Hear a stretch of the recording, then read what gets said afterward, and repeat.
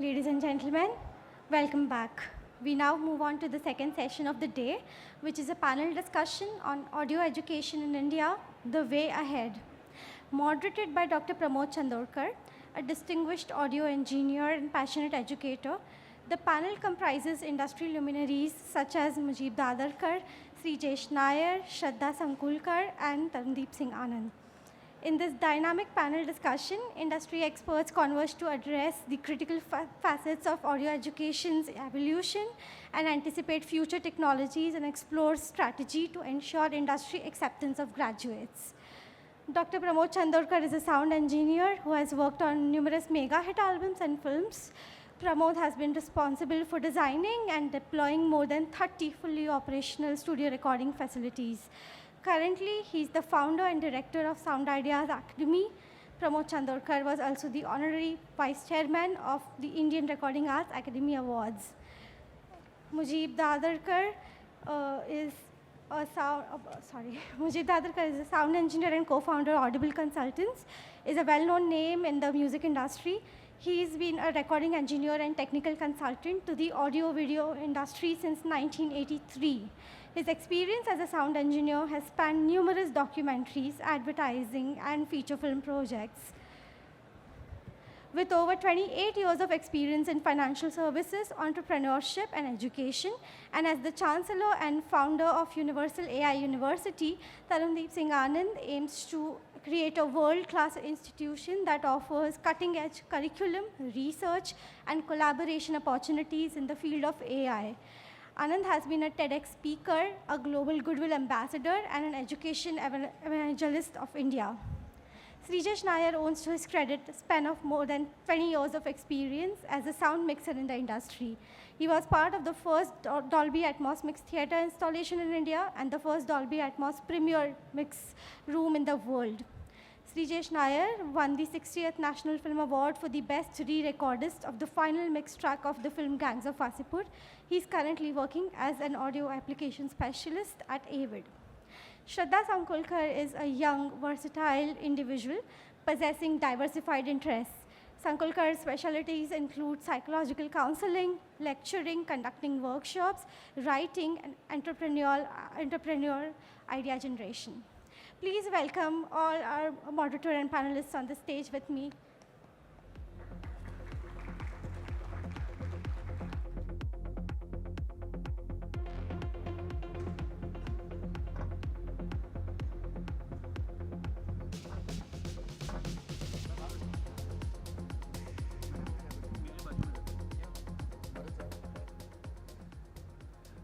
Good afternoon, everyone. Good afternoon to the panelists. I would like to thank all of you to join us for this discussion. Now, being a moderator, I'm going to speak less and ask you to speak more. So, we are here to discuss the audio education and the way forward. So, we have people from audio, we have people from psychological background like personality development, and we have Mr. Tarun as the Chancellor of a university who has been into academics for more than 2 decades.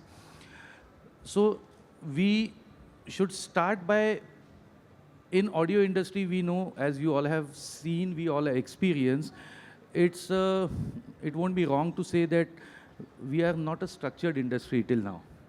We are evolving to become structured.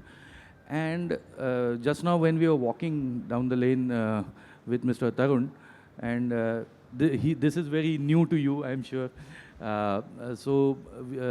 He was like amazed. He was saying, look at the amount of business happening here. Look at the amount of manufacturers, make in India, everything is here. So, you know, economics is driving this industry in a big way. Whereas equally important is education. Because I have experienced in the past 2 decades, 3 decades I've been around, is that when the industry is growing economically, we have a lack of well-trained engineers who can sync with that, who are required to take this ahead. So I would like to have your views on that. And starting with you, MUJEEB sir. Yeah, hi everybody. See, my impression of this is, having been in the business for a long time, is that this industry specifically, like anyone that involves skills in the technology field, is like trying to stand on a football. If you don't keep moving forward, you're going to fall down. Which means it's not just education, it's continuing education. We are all still students because things evolve, things change so quickly that something that you learned yesterday may no longer be valid today. Which means your core fundamentals have to be strong, which this industry specifically has been lacking in for a long, long time. And once that's in place, then you should insist on continuing education. You know, rather than we did a course and now we know everything and now we've become professional. It's not like that. So this is something that, you know, everybody has to be aware of. I was just telling Pramod sir outside, if you ask any young engineer today, what do you want to do with your life? We want to mix, is the standard answer. Now, my response to that is, who is going to let you mix? You don't seem to realize that in order for somebody to allow you to do something that is very important, both from the commercial angle as well as from the creative angle, somebody has to trust you. And in order for that trust to become apparent, it takes a long time. As a student, you get a certificate. That does not tomorrow allow you to mix. I mean, it does physically, but in reality, nobody's going to let you do that. So you have to give it time. It's just, you know, it's not one or the other, it's all of it. And it has to be continuing.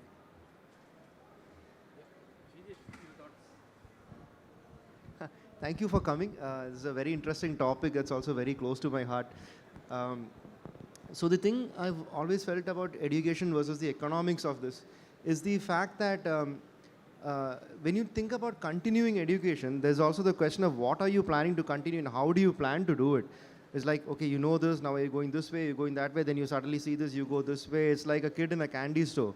Assuming you are in a candy store and you feel happy about it.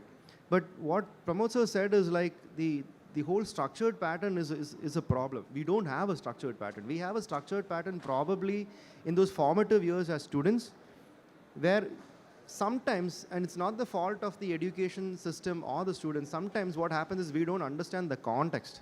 We don't understand why we are doing something unless we actually come into a job and somebody is paying us, and then we find the problem, and then we know that we are getting scolded at, and then, you know, then you go back and start learning. There's always relearning that happens in this. And a lot of times I've heard about this term unlearning. You know, what you've learned may not be valid for the industry kind of a thing. It's a very, very difficult thing to do, especially if you've given 1 year, 3 years, 5 years of your life learning something. Unlearning is very difficult. And I like the way MUJEEB sir said, you know, you're continuing your education. It's always a constant evolvement of that. And because we lack the structure, what would you continue is a big question. And I think the structural part of it is very key in understanding what is the direction should we take, what all should we know in order to learn something. And I think that's a very key thing, personally. Yeah, thank you, SREEJESH. Very interesting perspective. Now, what also happens is, in terms of continuous learning, what MUJEEB sir said, you know, connecting it to the commerce of this business. Now, if you see, as you're working as a product specialist with Avid, and there are several other manufacturers who come out with different technologies, different products, and they do offer their product trainings and which also involves a lot of fundamentals to be cleared. Now, you know, there's a plus in this, and also there is a minus in this, the way I look at it. You know, plus point is, okay, continuous learning is happening, but the intention, what happens when the student is coming for that training, somewhere in the mind it fits into him that, acha, maine ye seekh liya hai, I have done this certification, so that is enough for me. So, and for the manufacturers, as long as you can use my product, that's enough. I'm not going to go beyond that. So my intention as a product manufacturer to train you is, as long as you can use my product, I'm giving the training. So my question comes there that, you know, when I am saying structured education, you know, it has to go beyond that. You know, it cannot be limited to a product use. That's the one of the main reasons I feel that engineers feel that as long as you can use the product, you are an engineer. So, like if I can operate a Digico, if I can operate a Avid S6L, I am a mix engineer. So, you know, that is fit in, and which is a wrong way it has gone ahead, which it takes a lot of effort and a lot of time for the student to realize down the line 5-6 years that, you know what, something is wrong. I took some wrong turn somewhere. And we had been telling from day one that, you know, that's the wrong turn. Don't become an operator. To become an engineer, you have to learn. So, you know, that's one point. Coming to the next point which I wanted to add to this is I had seen in MUJEEB sir's sayings, where the importance of a personality. You know, in today's time, it's the personality, it's your impression, it's your, that fetches you the work more than how well you're technically equipped. Because how is this industry functioning without any education for all these years? Like, I'm a botany graduate. I have not learned audio anywhere. But how did it allow me to come here?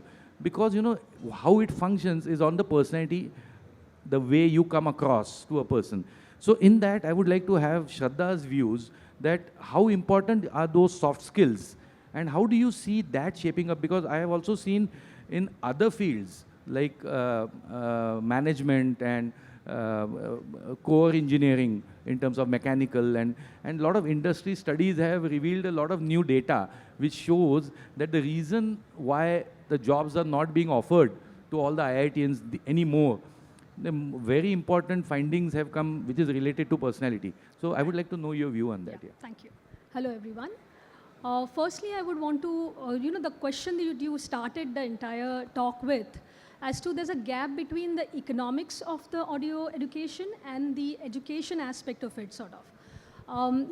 Coming from a psychological and a social aspect of it, the current business people who are in the business aspect of audio applications, they use, most of them right now come from the generation X. And now who we are teaching are basically the millennial and the Gen Z. Okay, so when we are training the Gen Z, okay, we know that who are operating the business are not Gen Zs. They are, you know, they are the Gen X to begin with, and there are some people who are from the baby boomers, you know, generation basically. So there's a huge gap, and there's a mindset gap to begin with. So that's the when SREEJESH said that, you know, we have to undo certain things. Basically, when our students enter the industry, they do not know how the Gen X operated, because Gen X was a struggling generation. Okay, our parents or our, you know, this thing, that no, you need to do this, and we had to prove it. The millennials and the Gen Zs, okay, they are more or less stable on the economics front. So when they enter the industry, they definitely will go with the current educational aspect, which is only focusing on IQ development. It is very, very important for educational institutions to think about the EQ and the SQ aspects of you know, education. Now, when I talk about EQ and SQ, it is basically how, now that's where the personality comes. Just clear EQ, because for us EQ is different. Oh, I'm sorry. Yeah. Emotional quotient, okay? How can you channelize your emotions, and how can you basically present your social skills, basically? So I'll give you a simple example when it comes to personality development. When you are in the industry, okay, emotions matter. And when you are facing a client, I always give my students the thumb rule, that when you are doing your work, you first need to be in the best pleasant mood. If you are not happy, you are not going to overflow with that happiness and pleasantness that is going to overflow on your client and your clienteles. On the other side, when a client wants some work to be done from you, okay, that person, simple logic is how secure, how pleasant is that experience, sort of, because at the end of it, that remains in the memory of that client, and will he or she repeat, or will he or she just be disappointed and tell the industry and his network, don't go to this person because this person did not submit it on time. So time means time management. This person cannot is very aggressive when he speaks, sort of. These things definitely stay in the memory of the client, and that is the reason emotional intelligence and social intelligence curriculum also should be developed in the curriculums that we educationists are thinking about. That's what I would say. Great, thank you. Now, since we are talking about two different intelligence, let's come to the artificial intelligence, which is coming now. Sure, sure. So we have Mr. Tarun here, which you have started the first AI University of India. And I would like to know what are your feelings like when you speak about a university being AI equipped and being the first in the country and third in the world. And with your experience of structured education in academics for management for the last 2 decades, and now that you have stepped into and taken the mantle ahead to provide quality and class education for audio engineers in the coming course. So what are your thoughts? Thank you, Pramod, and thank you. The expo was an eye-opener for me. So firstly, it's funny when you look at this panel, you see one guy in suit and tie, so I think I'm the wrong person here. The sound engineering is a much more cooler field than, and sound and music is a much cooler field than where we come from. So I think, I'll lay it out as India, right? India's time has come. India is showing its power in the world out there. And there is a hard power and there's the soft power. Our musicians are winning Grammys, which we would never heard of till, recently. And therefore, the youth is now attracted to this field that, okay, wow, Indians can also make a big impact in the world of music and sound. So I think what happens is as the incomes rise of many countries, then entertainment becomes a area where you want to use that income, right? And the entertainment scene, of course, Bollywood we all know of, but generally the entertainment scene is booming. We were, in conversations with some of the entertainers and were shocked the number of shows that they do, live shows, and it's packed and audiences are grooving. So this is, I think, the most fun industry. So I'm delighted to be partnering with SoundIdeaZ to bring together sound engineering here.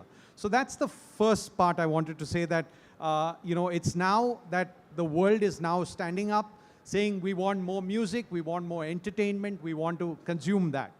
Now coming to the formalization of that education, I did hear from the panelists that there was not that recognition from the education, the traditional universities. They would go into the typical engineering, computer science, and so on.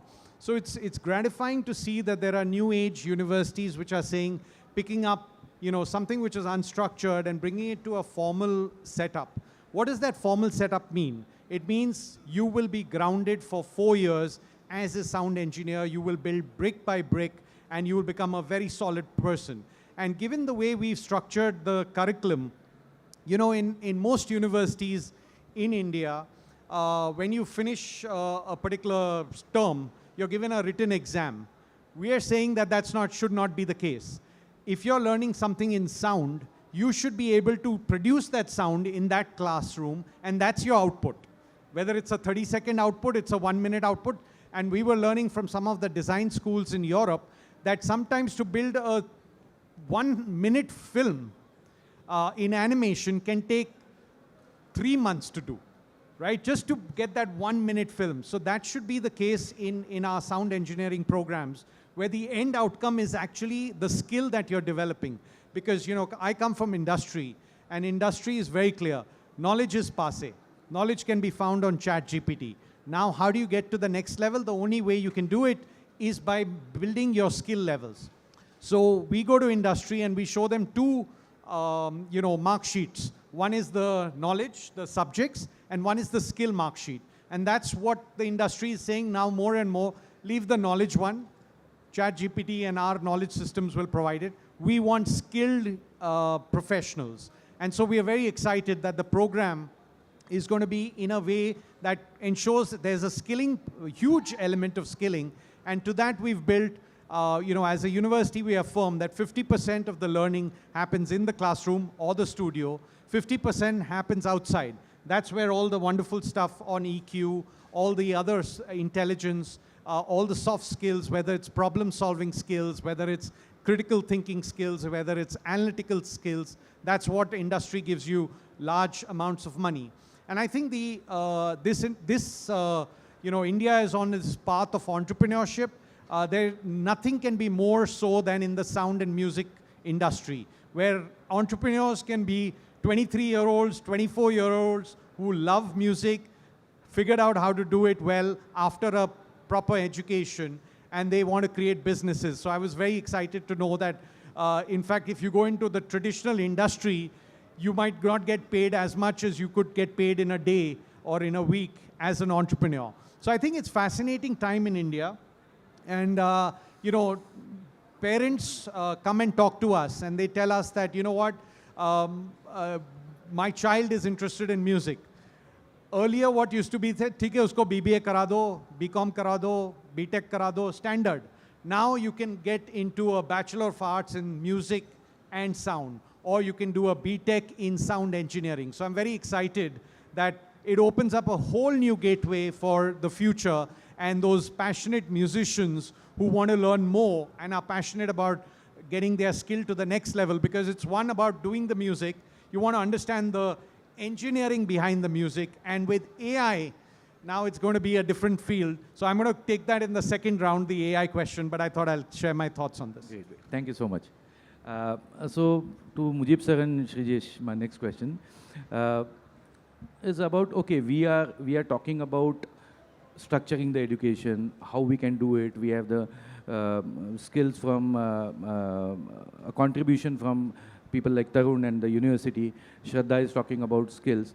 Now, another important aspect is the industry ready to take these people who are trained well? You know, why my question? I'll give you a context to that. A lot of times it happens that we have in the last, I've been running SoundIdeaZ and we have been training students. SHRADDHA is working with these students in SoundIdeaZ to train them in the EQs and what all IQs she mentioned, and time management, stress management, everything. Now these students, now this is a real world data which I am discussing now. When they go into, go and work for different studios or different rental companies, what they have learned and what they experience is very different, because now they are coming across with some people who have not gone through this training and they are seniors. Now he suddenly says, "Acha beta, पढ़ क्या है? Institute से सीख क्या है? अच्छा बहुत आता है, बहुत शाना है तू." Now how to deal with this? Now this student, we have trained them. For example, if we train them for assertiveness, now if he actually applies that, he's going to lose his job. So that is one part of the question. Second part of the question is, now if some student is investing into this education, he steps out and he is being offered what was offered 20 years ago, is a 10,000 package. So how are we ready with this? How can we change this? What is the thing? So I would like to know. I really have no idea. See, like I said before, eventually it has to do with trust, which means you have to be exposed at work to your potential clients for long enough for people to want to pay you more or want to hire you. And especially in this business, it is not going to happen overnight. And now, of course, you're right, there is a dichotomy. There are people who have struggled in the industry working without proper knowledge in order to learn and become senior. And now suddenly there's a bunch of students over the last 20 years that, that institutes have been running, who appear with better fundamentals than the people who have been doing it for the last 20 years.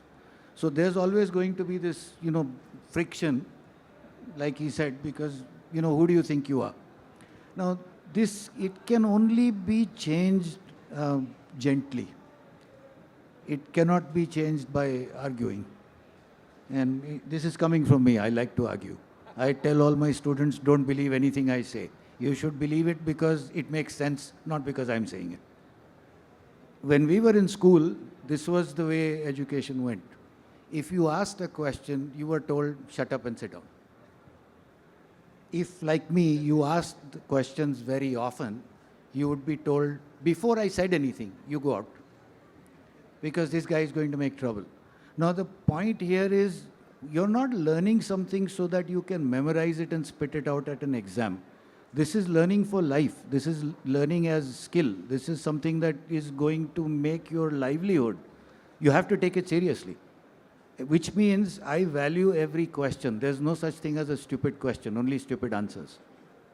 It may be that I'm not prepared to answer the question because the answer is too advanced for where you are just now. Or maybe I'm not willing to answer the question because I don't know the answer. But I don't want to expose that to the class at large. So shut up and sit down. Many things I have learned because students ask those questions. And I thought to myself, I don't know what this means. I don't know how to answer this question. So I went back and researched. Today, at least, like he said, you can't complain that knowledge isn't available. If you know how to search, you can find information on everything. The question is, do you need it? That's when you have to find it. So there are many ways that the education can continue, but having structure to the initial education is very important in spite of my complaints with the traditional education system. My complaints have to do with maybe me. And there might be a lot of students like me who want their questions answered instantly. That cannot be shut up by saying, sit down. That just means I have to, as a teacher, I have to say, this is not the appropriate time, but write that question down, we'll answer it at some point. This is what I mean when I say gently. This friction can only be resolved gently. Yeah, actually, I'm glad to know that MUJEEB sir was an outstanding student. So, because of the questions he was asked. Actually, this is a very real-world question, and something that I've seen almost in every workshops that I've done is like, when you go out, when you finish your education and you go out to an industry, the question is like, maybe not as brutal as CK, I hope, but there is that divide. Like, does he know more than me? So, I mean, I've started off my career working with two pretty amazing engineers, there's Ghosh Babu and Anoopji, and they're poles apart in terms of the way they work, the way they treat their clients, the way they handle things and everything. And I think what I figured out early on in my career was that I figured that knowledge is critical, it is very important, but it should be tied to the skill set. Our problem very often is we either have knowledge or we look for the skill.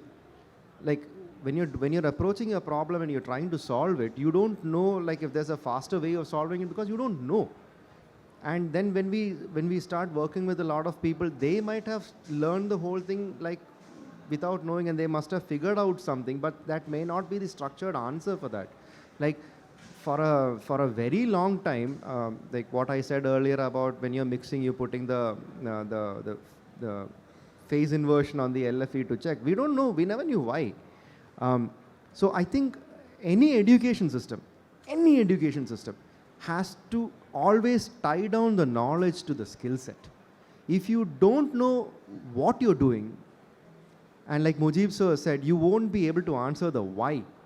If I move a fader, there's always a why for that. Why did you do that? What was the reason for that? So once we have this knowledge attached to a skill set, is then only the whole idea of, and which is a very important thing actually, the emotional quotient, or how do you handle people? Because let's face it, at the end of the day, this is a service industry. You are there to service your clients. There's no questions about it. You have to know how to manage them, how to speak to them, how to communicate things with them, and every teacher will have their own ways of doing things. And it is definitely tied down to a personality. If MUJEEB sir says, MUJEEB sir is an aggressive questioner. He keeps questioning, why do you want this? Okay, then we'll do it. I might be the pretty opposite. Okay, you want it, let's figure it out. And then his answer might be actually faster. You figure it out much faster than you realize you don't really need it. I might spend a day figuring out you don't really need it. But it is always important to tie the knowledge to the skill set. When you tie the knowledge to the skill set is then when you look at the emotional quotient and how you can actually handle people, then the first question of yours is, "Seekhe aaye ho?" The answer is yes. The question is, why would you be intimidated? As long as a person, if I am assisting, if I am looking for an associate to work with me, if I find, there shouldn't be a reason for me to be intimidated because as a person, I am looking to extend my work. But if he's forced to go to a place of work, as like this has happened, like, there's this friend of mine, just he's finished his education, just keep him with you, we'll figure it out. All of those situations, you'll get this question, okay, acha ye karke dikha, you know, those kind of things, which I think is very important in an educational configuration to make sure that you understand people skills. Without people skills, there's nothing you can do in a service industry. Your knowledge and skills is going to be there with you in your bedroom, and that is it. I'm not saying it is not a bad thing, but the other question was about the salary that was offered was 20 years back or 10 years back. There are two ways of looking at this. The scale of growth in our industry in terms of income is not linear. I've always seen this. You will have a certain income that is there, and the moment you're known and the moment you become pretty famous for something, your growth is exponential. It is nowhere in that line. It's not a linear like a corporate line of growth where you go from one job and you keep moving on to a managerial thing. No, it does not happen that way.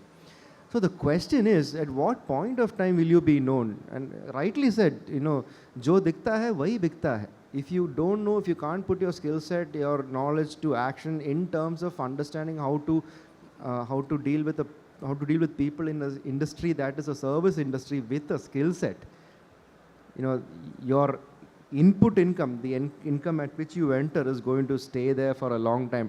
Don't expect anybody to pay you more for a thing that you are not doing more. If you're known more, you can make money. But the question is, to be known more, you cannot be average. So I think that answers the second question also. Very nice. I'll pick it up from there. I completely relate with what you're saying. But you know, with that, a big question comes that out of 100, how many people eventually are known more? You can say it's 4%, 5%, not more than that. But that is not motivating enough for the rest 95 to work.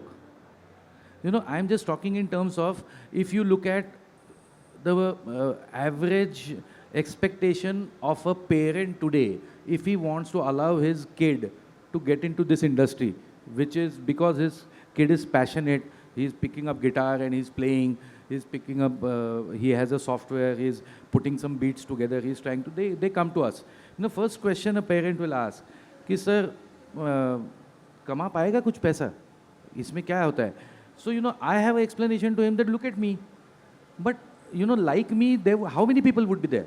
So my point comes is, still there has to be some kind of a standardization. Look, if we are growing, if we are reaching there, you know, my question is also to the industry. You know, industry should also be ready to absorb, you know, 2 kadam aap chalo, 2 kadam ye chalenge, tab kaam hone wala hai.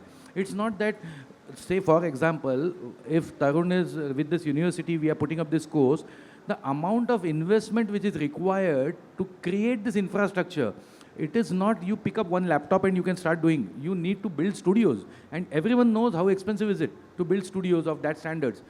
So for that, they're going to charge the students. So for that, a parent is going to invest. So how is he going to get it back? Somewhere. So, you know, my point is, everyone has to do their bit and to see that, you know, we need this good qualified students. The industry also should see that, okay, so what we are also trying over here is we are going to create a placement cell which will connect with the industry, and as per their requirements, we are going to make the students ready, and which will be evaluated yearly. It won't be evaluated. ऐसा नहीं है कि 4 साल का course हो गया, अभी placement का 1 हफ्ता है, you guys come and talk to the students and place them. No. We are going to make them identify their potential candidates from year 1 so that they see the build-up. Now, then they will be in a comfortable position. We are also walking those 2 steps that, okay, do you want this student? Okay, we'll train him like this because that is your requirement. So I would like to know, you being from that corporate part of the business. How do you So actually, there's also, that's a very valid point, and actually what Tarun sir said also, when when it comes to seeking knowledge, you can use ChatGPT, and there's a lot of things, but you'll also have to make sure that the information is not a hallucination by the engine, and it's actually a valid information. The other thing of this is, we also need to widen our focus of what an industry is. When you talk about audio, for example, and in fact, when you talk about the emotional part or the emotional quotient of this, there is a lot of research being done in how sound impacts your emotional quotients. There's a lot of research done in binaural. There's a lot of research done in terms of audio installations, in technology. In our industry, when we call this industry, we are only looking at the film and the music part. That is a very small portion of sound, but unfortunately or fortunately, that is the one that is actually the most seen part. There is a much wider scape that is the developers. There's a ton of opportunities for developers. There's a lot of opportunities for research, because it is all of this that actually contributes to this part. And like you said, there are no national awards or Filmfare awards or things in that. I agree. But the other side of this is the amount of exposure you can actually get if you widen your vision in terms of what sound is absolutely mind-blowing. When you look at that, what the idea that you said of analyzing it year by year will actually be much wider. And like MUJEEB sir and my ma'am said as well, the whole idea of what should a student focus on, like, okay, this is what the industry needs, which industry are we looking at? Then it becomes very critical as well. And in that sense, an educational facility is the only place that can provide this in a wider zone. So which I think also is my point of view in that. So my next question is to Tarun and Shraddha both. Now we are talking about, as you mentioned, that this gap in the generations, in these generations. Now, how important, there is a big hole in this industry regarding faculties. What happens is, there is everyone knows that, training is required. So there are a lot of people who have taken the step, and everyone is doing their best to ensure that they can provide training to the student. Who trains them? It's a big question. And there is a big hole over there. Now, only what I can see is people who have experience, who are working in the industry, they can come and train them. The biggest question is the gap. Do they have those people skills? What happens is, when I got into training, first I thought, I know how to use a console. How is it difficult to teach? I know what is Pro Tools. How is it difficult to teach? Once I started teaching, I understood the amount of patience required. I understood that you have to get down to their level. So there is a thing called as training for the teachers, train the trainers. I would want to know from you, how important would that be, and how can we inspire more and more experienced people and make them understand that it's not just the knowledge of audio what you require to train. You require a lot different skill set to teach. So I would like to know your, and even Tarun after that. Yeah, so in terms of teaching, now see, education is a different science altogether. So usually what happens is, when we talk about music, I'm talking about the current generation, when they are in the student's phase learning with us, we need to tap them early that this person also has a teaching skill, and accordingly help them, present or absorb them as new faculty, and give them incentives to also teach. These are the young ones, basically, because that's peer group learning. On the other side, in the industry, when people are actually so much of experts, they already are overburdened with their work there, okay? And I can clearly see that there's a burnout going on, sort of. So it's, like I said, it's an ecosystem that we need to develop. If we offer them incentives, okay, that the already experts out there in terms of getting them on board and creating a kind of a facilities for them, we can definitely work on that, is what I believe. In short, what I'm trying to say here is, when they actually come for presentations or anything of that sort, the students have to be mentored by them, is what I'm trying to say. If not, they themselves can't go and teach, at least the ones who have the skills can actually be mentored by them so that they can come and teach the existing generation, I would say. So Tarun, I'm sure you must have, in the last 2 decades, management and these, at some point, they were also at this level where we are today. So, you know, as with that experience, what can you guide us in? How do we take it ahead? So, you know, I'll relate this to the earlier point which was made, which was, you know, the income levels in this industry at an entry level. So I see this, what you said to me recently was an eye-opener, that the number of jobs in this industry, which industry is, versus the talent flowing into this industry, there's a maybe massive differential. And salaries is a function of demand and supply, right? So if the professionals required by the industry is going to be high, you know, the salaries will go up. I have no doubt about it. Secondly is the professionalization of the industry, big audio houses, the massive boom in OTT platforms, which I heard, and we see it every day. So the demand for sound is now becoming to an extent that the mom and pop shops cannot do it to the scale and the professionalism and the investments required. So I think all of that is good for this industry. Once you have great salaries, that will attract good fees, that will attract great faculty, and I purely believe that you need to pay the faculty well, right? You cannot, in the Indian system is the faculty are treated like, you know, kuch nahi kar sake to teacher ban gaye, right? That's the reality. I think we've broken that myth. You know, faculties need to be given BMWs because they are doing an incredible job to build the next generation in. And yeah, by the way, our faculty get BMWs.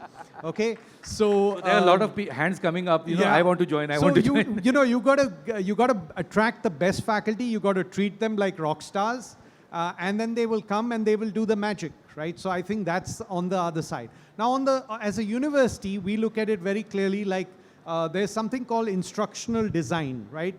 Which is unheard of in India, but some of the top universities in the world. So they look at, what do I need to deliver in this program, in this course, in this module? What are the learning outcomes? What is the method of teaching? So, you know, traditional teaching, you say, okay, is classroom or lab? No, there are multiple layers. There's self-learning, there is community learning, there is experiential learning, and we can call action learning. There's so many varieties. So you need to build that in. Then you actually go to each and every faculty. You have a coach, in-house coach, which looks at the faculty, what level of performance, where is the gap. Then you work with him, not as the boss, not as the HOD. You have a coach assigned to the faculty, which is trying to move the needle in terms of getting that quality, the gaps which you did mention. And then over time, that goes away. So, you know, as I said, more professionalism will aid the attraction of the best faculty. And it's a very, I'm saying this out loud, that it's a very gratifying field. I had the privilege of being a global CEO of a multi-billion-dollar corporation, left that to becoming a teacher. There's nothing more gratifying than when the child calls up and say, you know, sir, I got into XYZ, you know, Google or lovely some XYZ Yashraj Studios or something. There's nothing more gratifying than that. But it takes time. You got to make your, you know, choices. But let's make the ecosystem, which you said, so exciting that we attract some amazing faculty. And we have faculty here who've, you know, come in here just saying, we don't know anything about music. That's the wow factor, right? Nothing about music, and now is the dean of music.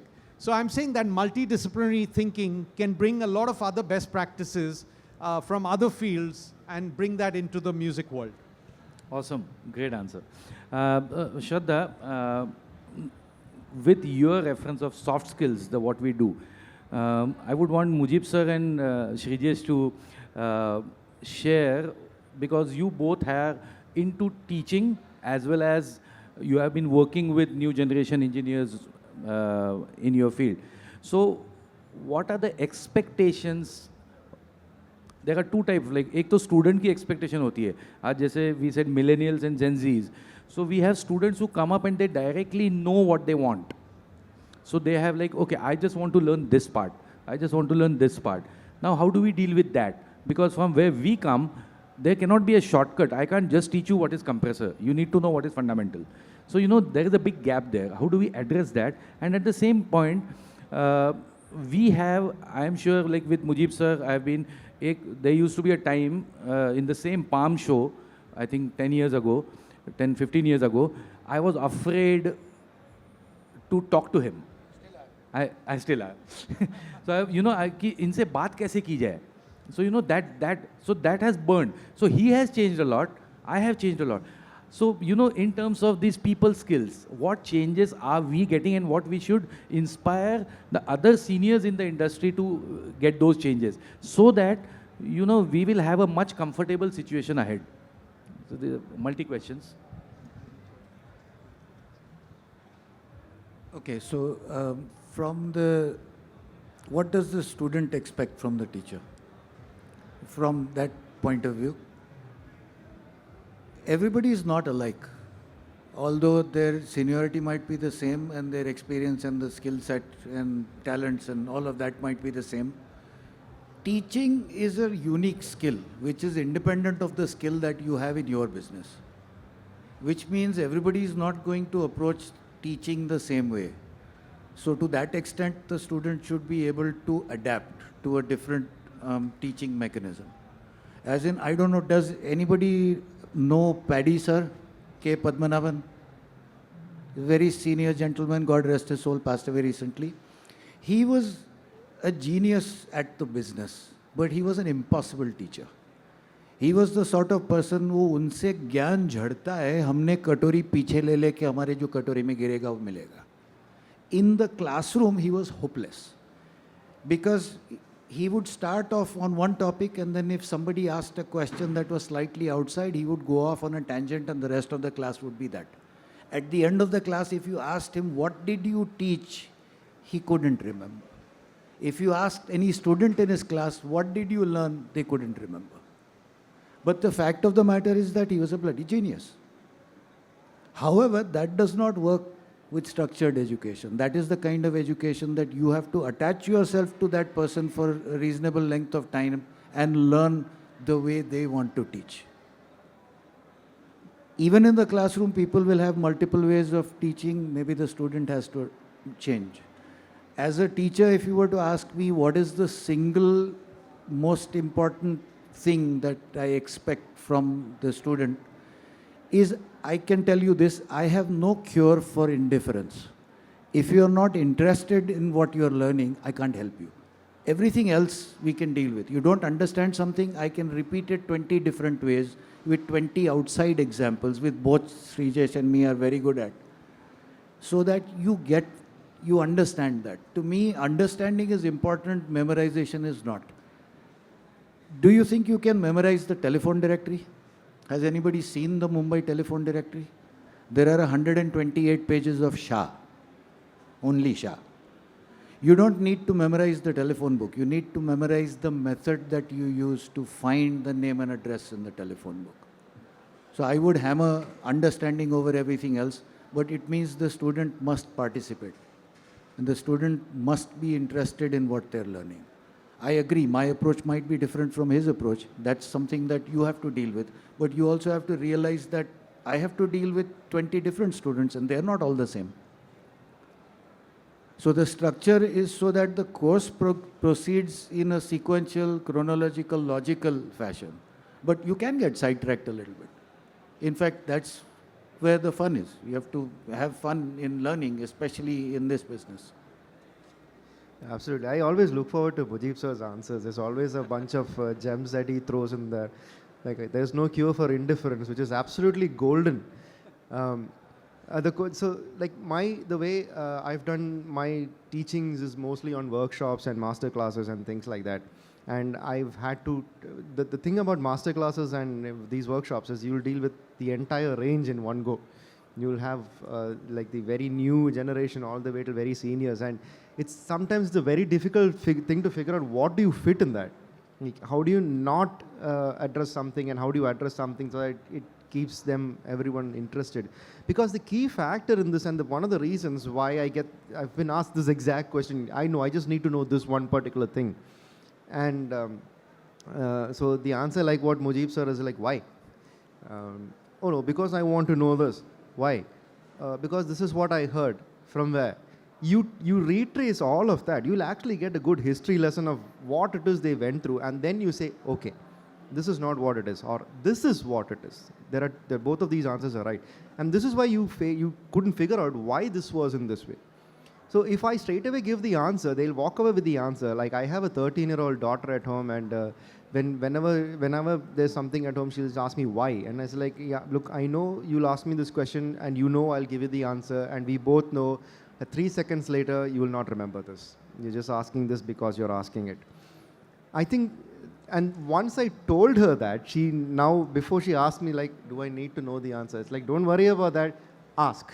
It's your job to remember it. So I think it's always a good thing to have very curious students, and like what MUJEEB sir said, you can be a very skilled engineer, but teaching and explaining a concept is a very difficult art. It's an art form in itself. So I mean, I absolutely don't agree with the fact that if you can't teach, and then if you can't teach, then teach gym. No, that doesn't work. So actually the teaching skill is the way of putting things forward and making sure somebody understands something is an extremely gifted art. Because you have to know if the person understands. Half the time they'll shake their head. You have no clue if they really do understand, because sometimes they just want to get out of that situation. So the thing is it is very easy to get sidetracked in this situation, and that actually fuels the curiosity, and that's the fun part of it. But the thing is, you have to relate it to what is being said. If the question is, if I'm talking about a certain thing, if I'm talking about calendars, and then somebody comes and asks me, how do they make pav bhaji? It's got no relation to these things. But then you have to figure out a way to kind of, why did you ask that? So my mom used to ask me, if I say something, why did you just ask me that? I was crossing the way, I thought of this, and I thought, no, wait, why am I answering you all of this? That's the thing that comes up. So curious students are great. The important thing, like MUJEEB sir said, is to make sure that you're not indifferent to the answer. You make sure you understand the answer to that context. And as a teacher, any gifted teacher or any great teacher will know how to make that context relevant to you, to the question that you ask, so that you don't become a fool by asking a question. Like MUJEEB sir says, there are only stupid answers. There are no stupid questions. So great. With all of you around, 1 घंटा भी बहुत कम है हमारे लिए. We can keep on talking for long, but I think we have a timer there. I'm just, before I take the signing of thoughts, do we have any questions from the audience? Can you provide a microphone or something? यहाँ से, you can.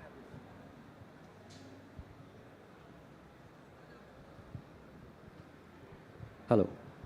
So I have a two-part question. One is the audio education has been there for a very long time now, like almost 20 years plus. And I'm an educator myself. And there has been this pressing question that I had always, like, why isn't there a regulatory body to control all the institutions' educational curriculums and formats and things like that? That's one. Second part of the question is, there are so many institutions working in close proximity. Why are we still working in isolation? Because we are working for the common goal, right? Education, creating a community. You've spoken it in yours, thing. So I think these two things have been always on my mind. I'm very closely aligned to this. And also I think, because affiliation with university doesn't lessen down anything, but the problem with the regular university's affiliation is that it doesn't align with the education format that audio requires. And there's something that you can teach in 1 year gets extended to 3 years, and then you get a bachelor's degree. And then the reality check that that how relevant is it when you go outside and work? Is the certificate important or is the skill set important? So anyways, thank you. Just to start, I'll start this. It's a very valid question. I really appreciate your question. First thing, why is there no body? Because we are not united. And we love the division. Whenever someone tries to unite us, there are 10 times more powers to divide us. So that's the reason why we are not, but that does not mean that we should not be.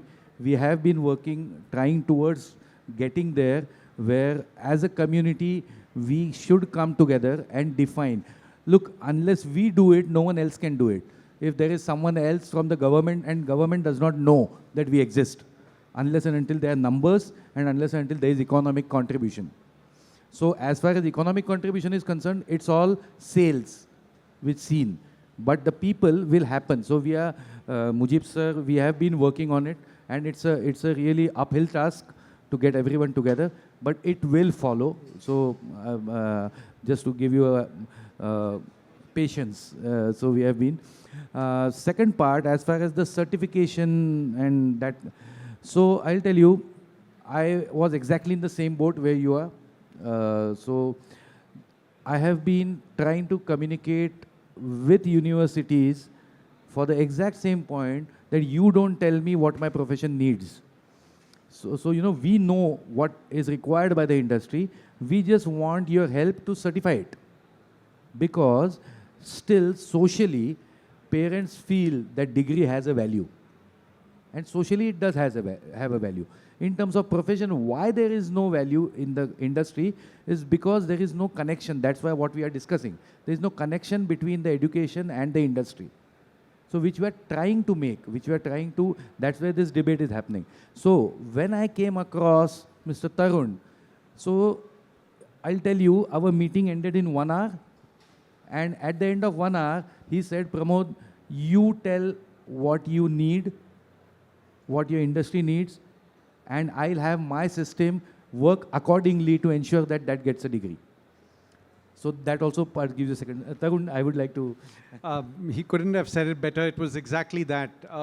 You're absolutely right. There are some archaic systems and archaic regulators who look at it, and they still do. So the good news is that we have a bunch of new universities who are willing to mold the program around what the industry requires as opposed to what UGC requires.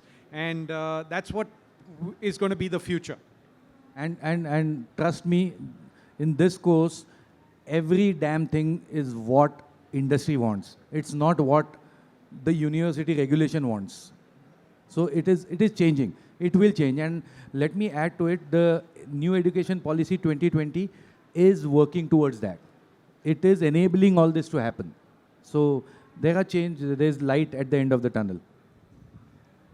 Just to add one little thing to that. In fact, a good example of the all of the institutes coming together is tomorrow when you have the mastering workshop, and that's actually multiple institutes in one room. So it does work. Donald's workshop. So he has specifically organized a session just for students.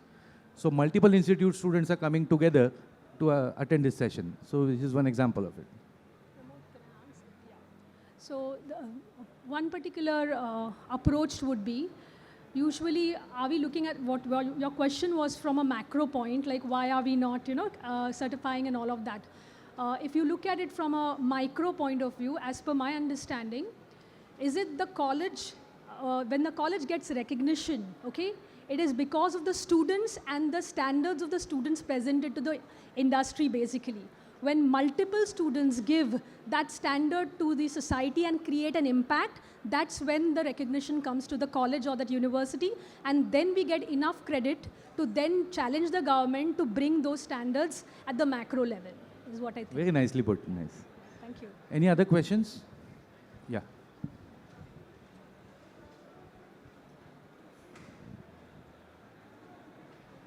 Good afternoon, sir. Myself, Suraj Dilip Ingavle. Currently, I am a student in CMEDU right now. Today, teaching is happening, but exchange of idea is not happening. On the context of internship, I am telling. Now I have completed my education. Now I have 2 months of this thing, summer. So right now I am looking for internships. But for internships, people are like, we don't accept interns. अगर internships अगर हम लोग दूसरी जगह जाके अगर internship अगर नहीं कर पा रहे तो exchange of ideas नहीं हो रहा है, which is like at most important in our industry. अगर I want to know what Dr. Pramod sir is teaching to their students. One day he'll come as a guest in our institute and he'll teach. एक दिन आने से फ़र्क पड़ता है. But I am for internship, अगर मैं Pramod sir के इंस्टीट्यूट में जाके अगर internship कर रहा हूँ तो I am spending around 60 days. So that makes a lot of difference. I understood your point. Sorry to cut you, but basically Yes, that's the crux, like internship. Internship. Yeah, it's a very valid question. You know, this is a wake-up call for the industry also. So, you know, is there anyone who can offer him internship? We should be providing. Because if we don't support the students to learn, how will they grow? So, and again, just to add, you know, institute cannot give an internship to another institute. You know, it's always the industry. You have to go to the studios, you have to go to the rental companies. Now, let me add, as I offered someone to give you an internship, but trust me, there are several people who are willing to. Maybe you have not knocked the right doors. That's also one aspect. You know, we have very less patience. I have seen it in students. दो जगह जाते थे, rejection, we can't handle rejection. So, you know, we have to get used to it. Just keep knocking, you will have a big door opening for you. So it's not that people don't want interns. Right now, on my stall, for every inquiry for a course, I have 2 inquiries for placements.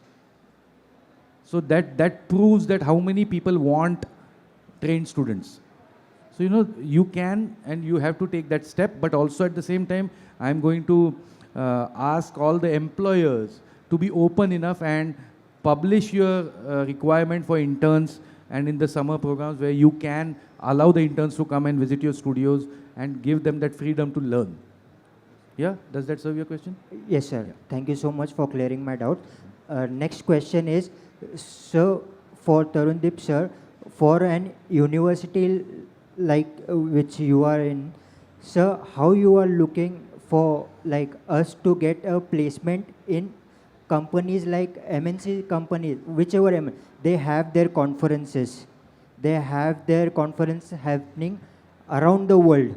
So what in perspective of live sound engineer I'm telling about. If a sound engineer get placed in that company, then I got your point. Sir, so you know, since it's related to sound, I think I can address your point yes, in an easier way. Yes, sir. First thing, you know, MNCs not lot of MNCs have in-house sound engineers for their events. Yes, sir. Yes, sir. You know, they always have a rental company which takes care of Correct. the event. Correct. So the rental company hires the engineers. Correct. So it is not the MNC which is hiring. Only Correct. in big MNCs in the last couple of years, they have the AV division they have because they require to create a lot of audio visuals for their trainings and their marketing. Okay. That's where they take up engineers which are in-house. Now, how do we give placements? Now, you know, that is one thing which has to be very clear. You know, हमारे and especially in Indians के दिमाग में बैठा हुआ है कि मैंने degree कर दी ना तो ये यूनिवर्सिटी का काम है मुझे job they. Okay. This is only in India. आप जाके हार्वर्ड में जाओगे आपको कोई प्लेसमेंट सेल नहीं है वहाँ पे. सो ये हमारे दिमाग में बैठा हुआ है कि मैंने डिग्री का एक कागज मिल गया मतलब मेरा हक है मुझे जॉब मिले. बॉस ऐसा नहीं होता है लाइफ में. You have to work towards getting a job. A university is skilling you. Yes, we do see that you have several people coming who are requiring, but audio industry does not function on certificates. Be very clear about it. Correct. If someone has told you before you took the admission, then they have fooled you. It does not work like that. So it's based on knowledge. And trust me, this is one of the few industries where demand बहुत ज़्यादा है, supply बहुत कम है. So you have to knock the right doors, and the institute also does that.